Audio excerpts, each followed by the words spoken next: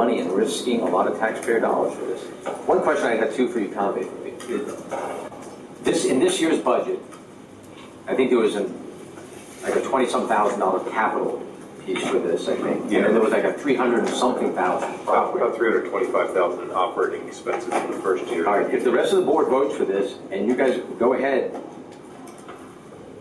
what the operating costs for next year for fiscal 17, we're not, this stuff isn't gonna be in the ground yet, right?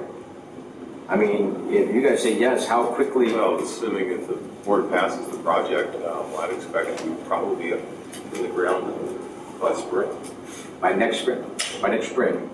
But we're putting operating costs of $300-some thousand in, and we're not gonna be up till next spring, next budget. That's So right. what is that operating expenditures Because for? we're sharing the expense of the operating costs for the broadband authority with the other two jurisdictions.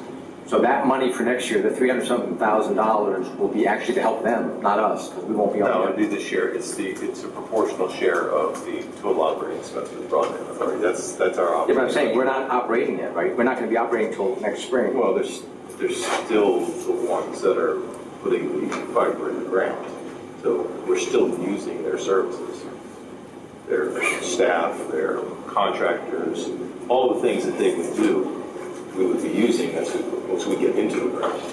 Okay, I'm just looking, we have two different buckets. We're paying the operational expenses, a proportional share of the operational expenses of the authority. But we have no operation going because we don't have it in the ground yet for Roanoke County. So it still has to get to the ground. It still has to get in there.